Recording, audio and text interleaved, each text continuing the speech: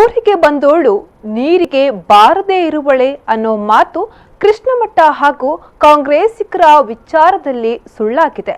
ಉಡುಪಿಗೆ 5-6 ಬಾರಿ ಬಂದ್ರೂ ಸಿಎಂ ಇದುವರೆಗೂ ಕೃಷ್ಣ ದರ್ಶನವೇ ನಡೆಸಿಲ್ಲ ಅನ್ನೋ ವಿವಾದ ಇನ್ನೂ ಜೀವಂತವಾಗಿಯೇ ಇದೆ.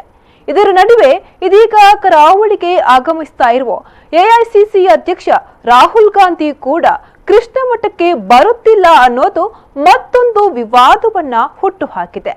ರಾಜ್ಯದ ಮುಖ್ಯಮಂತ್ರಿ ಸಿದ್ದರಾಮಯ್ಯ ಈ ಹಿಂದೆ 5-6 ಬಾರಿ ಉಡುಪಿಗೆ ಆಗಮಿಸಿದ್ರೂ ಈವರೆಗೆ ಕೃಷ್ಣಮಠದತ್ತ ಮುಖ ಮಾಡಿಲ್ಲ. ಮಠದ ಅಣತಿ ದೂರದಲ್ಲಿ ಕಾರ್ಯಕ್ರಮವೊಂದರಲ್ಲಿ ಪಾಲ್ಗೊಂಡಾಗಲೂ ಕೃಷ್ಣನನ್ನ ಕಾಣಲು ಬಂದಿರಲಿಲ್ಲ.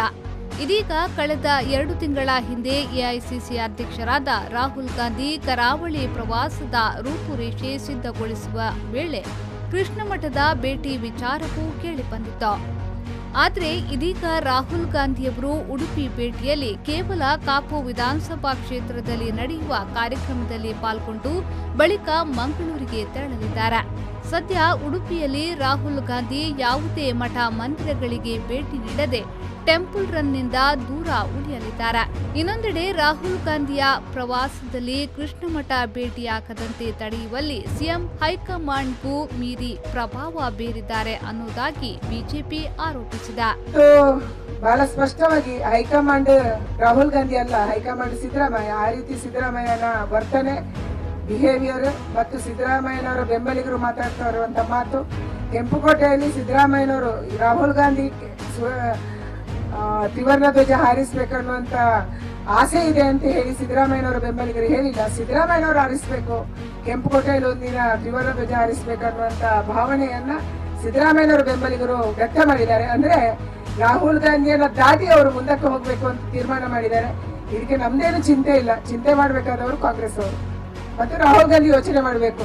ಸಿದ್ದರಾಮಯ್ಯನವರ ಜೊತೆ ಅವರು ಎಷ್ಟು ಪ್ರವಾಸ ಮಾಡಬೇಕು ಮತ್ತು ಸಿದ್ದರಾಮಯ್ಯನವರಿಗೆ ಎಷ್ಟು ಬೆಂಬಲ ಕೊಡಬೇಕು ಅಂತ ಅವರು ಅವರ ತಲೆ ಮೇಲೆ ಕಲ್ಲು ಹಾಕೋಬೇಕು, ಚಪ್ಪಲಿ ಹಾಕೋಬೇಕು, ಕಾಲ್ ಮೇಲೆ ಹಾಕೋಬೇಕು ಅಂತ ರಾಹುಲ್ ಗಾಂಧಿ ತೀರ್ಮಾನ ಮಾಡಬೇಕು. ಕಳೆದ ತಿಂಗಳು ಅಮಿತ್ ಶಾ ಉಡುಪಿ ಭೇಟಿ ವೇಳೆ ಕೃಷ್ಣಮಠಕ್ಕೂ ಭೇಟಿ ನೀಡಿದ್ದು, ಈ ವೇಳೆ ಪ್ರಸ್ತುತ ಪರ್ಯಾಯ ಪೀಠದಲ್ಲಿರುವ ಪಲಿಮಾರು ಶ್ರೀಗಳು ಕನ್ಯಾಕುಮಾರಿಯಿಂದ ಕಾಶ್ಮೀರದವರೆಗೂ ಕಮಲ ಅರಳಲಿ ಅನ್ನೋದಾಗಿ ಆಶೀರ್ವಾದ ನೀಡಿದ್ರು. ಇದು ಸಹಜವಾಗಿ ಕಾಂಗ್ರೆಸ್ ಪಾಳೆಯದಲ್ಲಿ ಮಠದ ಬಗೆಗಿನ ಅಸಮಾಧಾನವನ್ನ ಇನ್ನಷ್ಟು ಹೆಚ್ಚಿಸಿತು. ಅಲ್ಲದೆ ಕರಾವಳಿಯ ವಿವಿಧ ಮಠಾಧೀಶರನ್ನ ಕರೆಸಿ ಮಠದ ಸಭಾಂಗಣವೊಂದರಲ್ಲಿ ಬಿಜೆಪಿ ಚಾಣಕ್ಯ ರಾತ್ರೋರಾತ್ರಿ ಗುಪ್ತವಾಗಿ ಸಭೆ ನಡೆಸಿ ಚುನಾವಣಾ ವಿಚಾರವಾಗಿ ಚರ್ಚೆ ನಡೆಸಿದ್ರು. ಈ ಎಲ್ಲ ಬೆಳವಣಿಗೆಯಿಂದಾಗಿ ಸಿಎಂ ಸಿದ್ದರಾಮಯ್ಯ ರಾಹುಲ್ ಗಾಂಧಿ ಕೃಷ್ಣಮಠ ಪ್ರವಾಸದ ಮೇಲೆ ಪ್ರಭಾವ ಬೀರಿದ್ದಾರೆ ಅನ್ನೋ ಮಾತು ಕೇಳಿ ಬರತೊಡಗಿದೆ. ಅಖಿಲ ಭಾರತ ಮಟ್ಟದಲ್ಲಿ ಎಐಸಿಸಿ ಅಧಿವೇಶನ ಆದ ನಂತರ ಪ್ರಥಮ ಬಾರಿಗೆ ರಾಹುಲ್ ಗಾಂಧಿಯವರು ಕಾಂಗ್ರೆಸ್ ಪಕ್ಷದ ಅಧ್ಯಕ್ಷರು, ಅಖಿಲ ಭಾರತ ಕಾಂಗ್ರೆಸ್ ಪಕ್ಷದ ಅಧ್ಯಕ್ಷರು ನಮ್ಮ ಕರ್ನಾಟಕಕ್ಕೆ ಭೇಟಿ ಕೊಡುವಂಥ ಸಮಯದಲ್ಲಿ ಉಡುಪಿ ಜಿಲ್ಲೆಗೆ ಭೇಟಿ ಕೊಟ್ಟು ಕಾಪು ಕ್ಷೇತ್ರಕ್ಕೆ ಇವತ್ತು ಆಗಮಿಸಿ ಅಲ್ಲಿಯ ಸೇವಾದಳದ ಕಚೇರಿಯ ಉದ್ಘಾಟನೆ ಮತ್ತು ನಮ್ಮ ರೋಡ್ ಶೋ ಮತ್ತು ಕಾರ್ನರ್ ಮೀಟಿಂಗಲ್ಲಿ ಭಾಗವಹಿಸಲಿಕ್ಕಿದ್ದಾರೆ. ನಾಳೆ ಅವರು ಆಗಮಿಸಿ ಇವತ್ತು ನೇರವಾಗಿ ಸೇವಾದಳದ ಕಾರ್ಯಕ್ರಮದಲ್ಲಿ ಭಾಗವಹಿಸ್ತಾರೆ. ಅದರ ನಂತರ ಕಾರ್ನರ್ ಮೀಟಿಂಗನ್ನು ನಾವು ಪಡುಬಿದ್ರೆಯಲ್ಲಿ ಅರೇಂಜ್ ಮಾಡಿದ್ದೇವೆ. ಆ ಪಡುಬಿದ್ರೆ ಕಾರ್ನರ್ ಮೀಟಿಂಗಲ್ಲಿ ನಾವು ಇವಾಗಲೇ ಮಾನ್ಯ ಆಸ್ಕರ್ ಫರ್ನಾಂಡಿಸ್ ಅವರು ಜಿಲ್ಲೆಗೆ ಆಗಮಿಸಿ ನಮ್ಮ ಜಿಲ್ಲಾಧ್ಯಕ್ಷರು ಜನಾರ್ದನ್ ತೋನ್ಸೆ ಅವರ ನೇತೃತ್ವದಲ್ಲಿ ಸಭೆಯನ್ನು ಕರೆದು ಇವತ್ತು ಆ ಸಭೆಯಲ್ಲಿ ಎಲ್ಲ ಬ್ಲಾಕ್ ಕಾಂಗ್ರೆಸ್ ಅಧ್ಯಕ್ಷರು ಮತ್ತು ಶಾಸಕರುಗಳ ಸಭೆ ಕರೆದು ಅಂಗಸಂಸ್ಥೆಯವರ ಸಭೆಯನ್ನು ಕರೆದು ಆ ಕಾರ್ನರ್ ಮೀಟಿಂಗ್ ಕಾರ್ಯಕ್ರಮದಲ್ಲಿ ಭಾಗವಹಿಸಬೇಕು ಅನ್ನುವಂಥ ರೀತಿಯಲ್ಲಿ ಕೂಡ ಇವತ್ತು ತಯಾರಿಯನ್ನು ನಡೆಸಿದ್ದೀವಿ.